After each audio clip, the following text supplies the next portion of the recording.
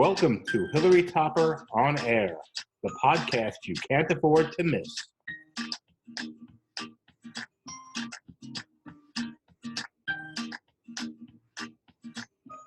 Did you know that 7 in 10 girls believe that they're not good enough or don't measure up in some way?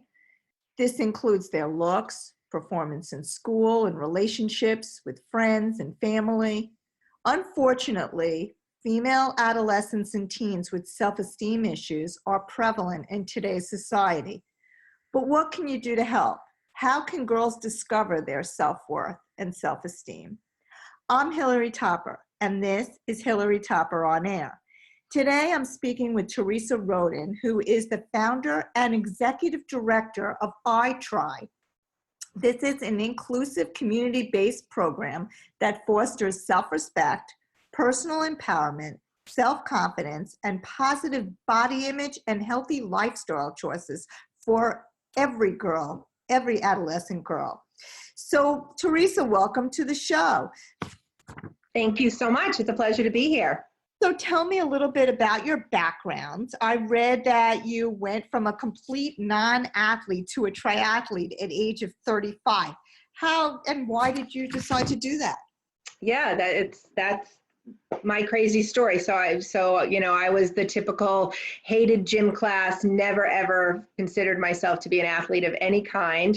And I was in my 30s sitting on the beach in Block Island, Rhode Island, when all of a sudden I saw these crazy lunatics running down the beach, and they had numbers written in Sharpie on their arm, and they were jumping over sandcastles, and people were cheering for them. And I turned to my friend and I said, "What are they doing?" And he explained they're doing the Block Island Triathlon, and explained what it was. And for some crazy reason, it was my light bulb moment. And I said, okay, next year I'm going to do that. And so I came home after that summer, and I talked to a couple of my friends who were, moms and looking for something to do. And I told them this is what I was going to do next year. And they said, oh, why don't we all train together? And so we set out on this journey. We signed up for the race not knowing anything about triathlon, and kind of taught ourselves everything along the way. And we'd get together once a week, and we'd get in the pool and try to, be out of breath by the time we did one lap, and wonder, how are we ever going to do this? Kind of at the same time that was going on, I was also on sort of a spiritual journey, and I was reading a lot about transformation on the inside, and positive affirmations and visualization. And so I kind of combined the two. So as I was changing physically, I was really also changing mentally and emotionally at the same time. And I have this great memory of being on the treadmill at the Y where we were training, and I was just finished a run, and I was doing a cool down. And during that, I kind of went to a really low speed and held on to the treadmill and closed my eyes, and I visualized the entire race.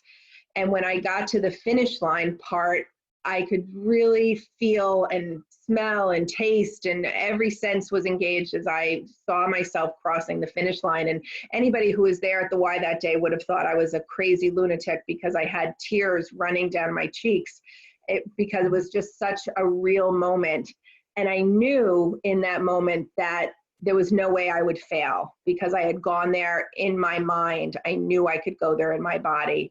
And so the day came for the race, and there were moments where it was just like that vision. And I had to pinch myself, saying, oh my gosh, I'm really doing this. And it was incredible.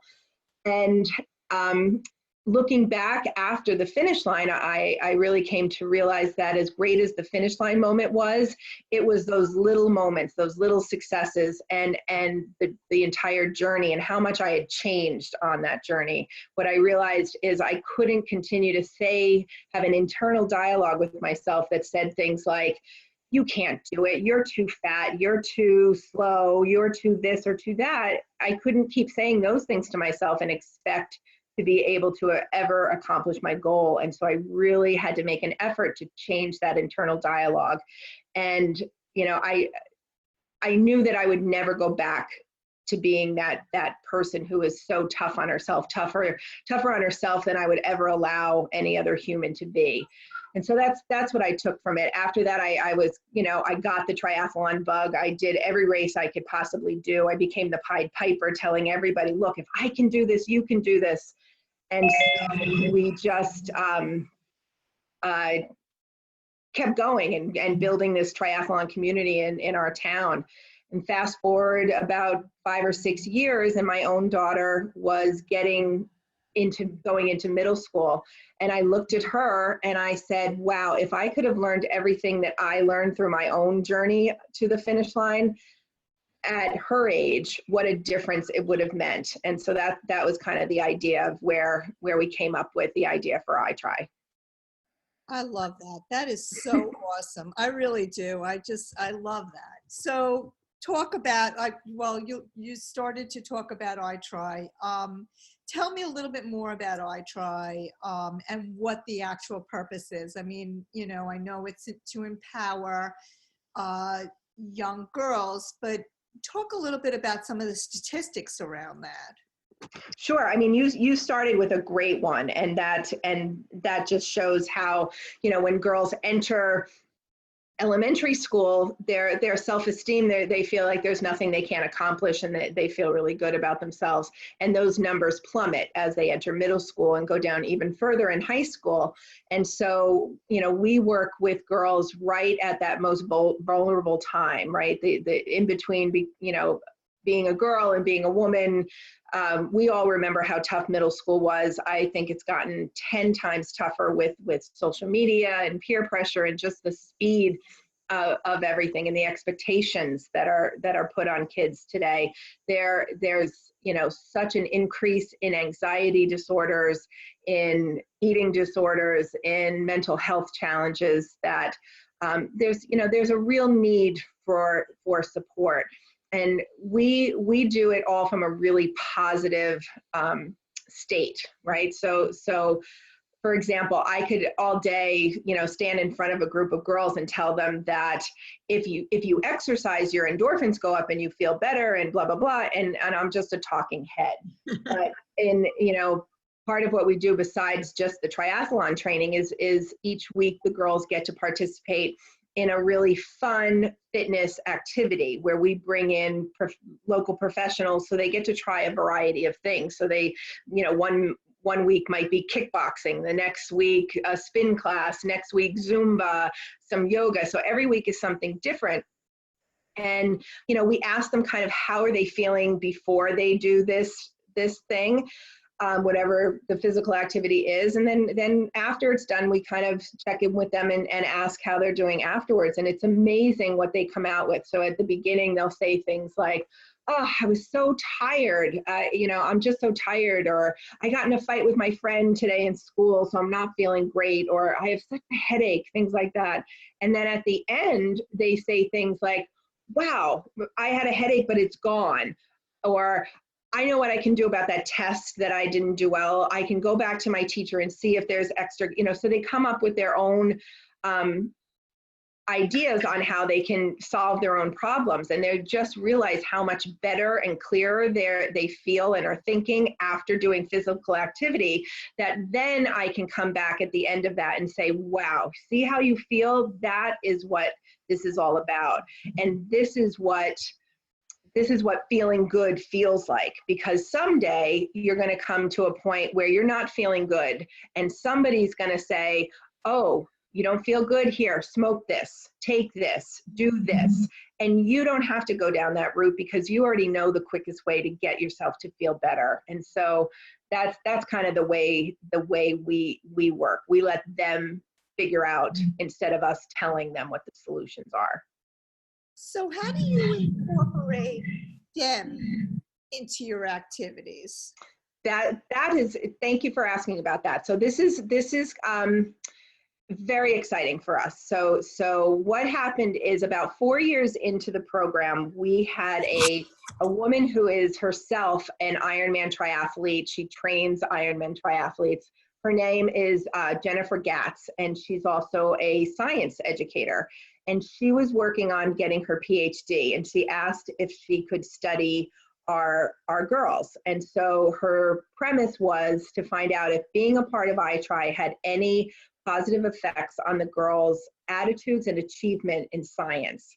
And so after a season of doing all sorts of, mental and cognitive testing with them, physical, charting their aerobic changes and things like that, what she did find was, yes, indeed, that the girls improved in science on many, many levels. So years later, last year, we had an opportunity to apply for a grant from the Heisman Foundation, like the same, like the Heisman Trophy in football. And they were looking to fund an organization that did empowerment through sport, but also did educational enrichment. And when we thought about it, we said, well, we already know that we're making an impact in science without doing anything extra than what we're doing.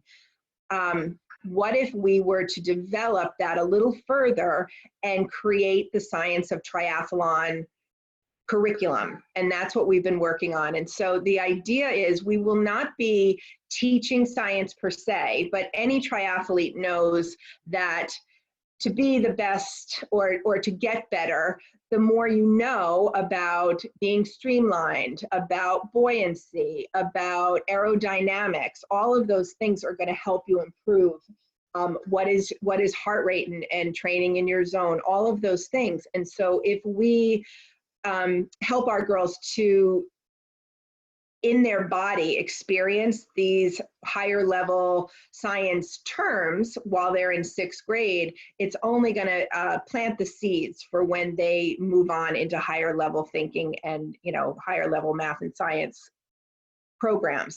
So it's something that we're super excited about. And we're working with Dr. Toby Langsam, who is at NYU, who's developing a whole program evaluation, which will not only show us how we're doing in terms of STEM, but evaluate our whole program. So it's an exciting time for us. Wow, that sounds awesome. Yeah.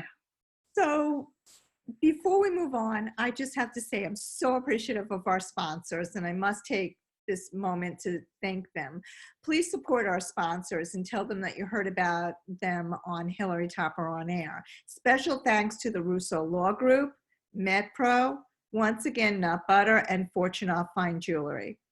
So, Theresa, back to you. I know that iTry is now celebrating its 10th anniversary. Congratulations to you. Thank you. Thank you. It's a big achievement. Yep, this is our 10th season, and we are proud to say that we are in our 10th school in our 10th year. So that's quite a journey and quite an accomplishment. You guys are amazing. So tell me, how many girls have you helped over the years? How much does it cost for the girls? And do any of the families also contribute to this? Yeah, all great questions. So we've in our history, we've served about 650 girls so far, which is pretty crazy since we started with 8 the first year, and I think we had 24 the second year. And so it's really grown very grassroots and organically. This year, with we've added 3 new schools this year. So we're serving Montauk to Mastic at this point and looking to grow on Long Island. So we're going to probably have about 165 girls participating this year. They all compete in the Hampton's Youth Triathlon, which is happening this July 13th at Long Beach and Sag Harbor. And so that the race itself, even though it's the culmination race for all the girls in our program, is also open to all kids. So it's a really great youth distance race with an open water swim and a real on-road bike that's open to any kid 10 to 17. So anybody who's interested in learning more about that can go to our website, which is www.itrygirls.org. And click on races and find that. But as to your question about how much does it cost per girl, so we offer the program completely free of charge to every one of our participants, so that there's nothing at all standing in her way of completing her goal. If she shows up, even though she starts the year not knowing how to swim or not ever have ridden a bike, we make a promise to her that we believe in her and we believe that she will be successful, and we will be there every step of the way. So there's we never want anything to get in the way of that. And so we provide swimsuits and goggles and caps and a bicycle for them to train and race on, their uniform. We also provide transportation, which for many of the girls and families is such a hurdle. And so we're really proud of that. So in addition, all of our coaches are incredible women athletes on their own, but they're also certified coaches in running and cycling and swimming.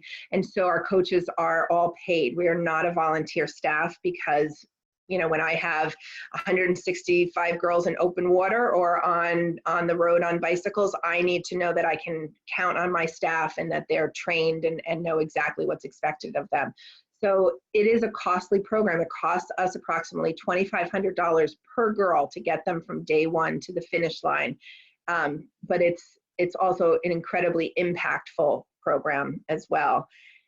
And as far as do the girls contribute, what we do ask is that every family register and pay for the race as a sign of their commitment to stay, since it's goal-based, and the race registration is $45, of which if a family cannot pay that, we do scholarship that.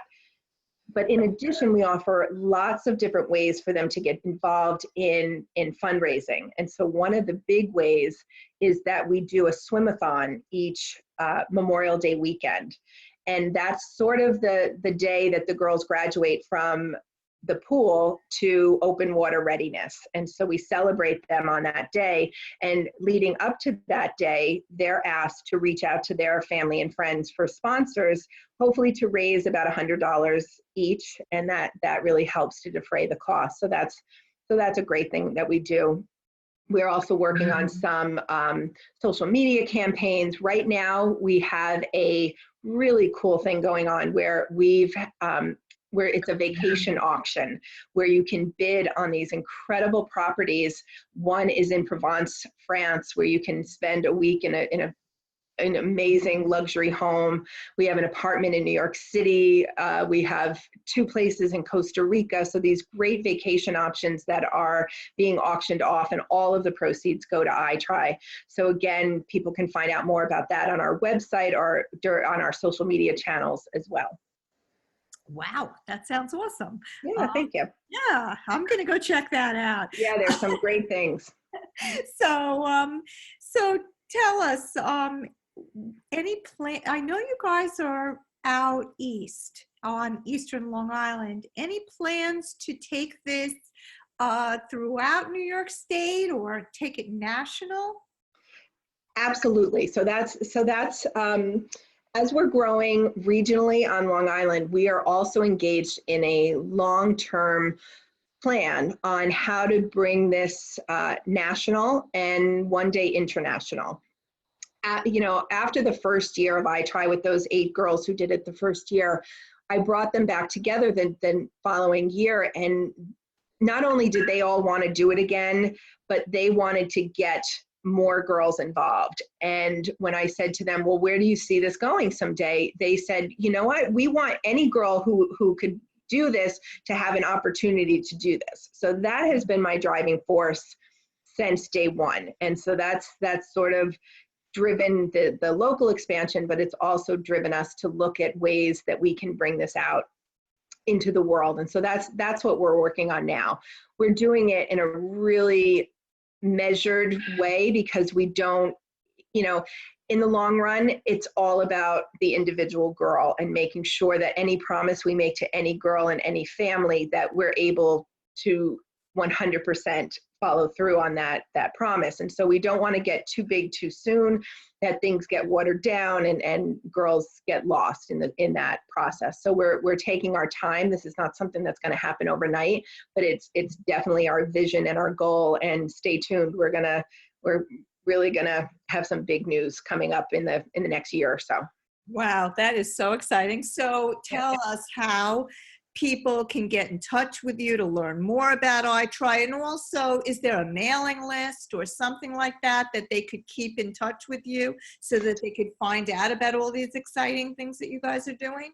Yeah, sure. So we're actually in the midst of a rebranding and redoing our website, but for the moment, it's it's there, and our website address will stay the same. So again, we're at itrigirls.org. So it's itrigirls.org. I can be reached via email at Theresa@itrigirls.org.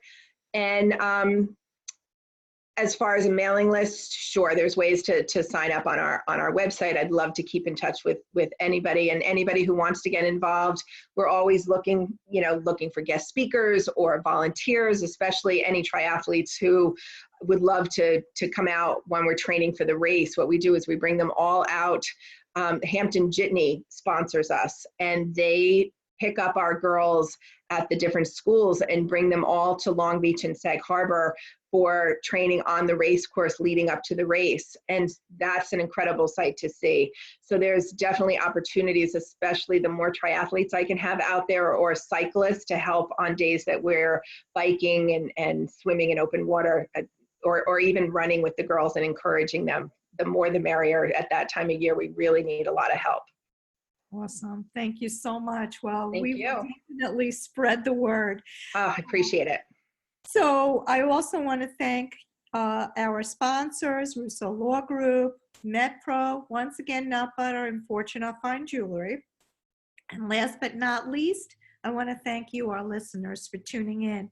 If you want more information on this show or any other show, visit our website at hilarytopperonair.com, or you can find us on Spotify, iTunes, Google Play, SoundCloud, you name it, we're out there. Have a great week, and we'll see you next time.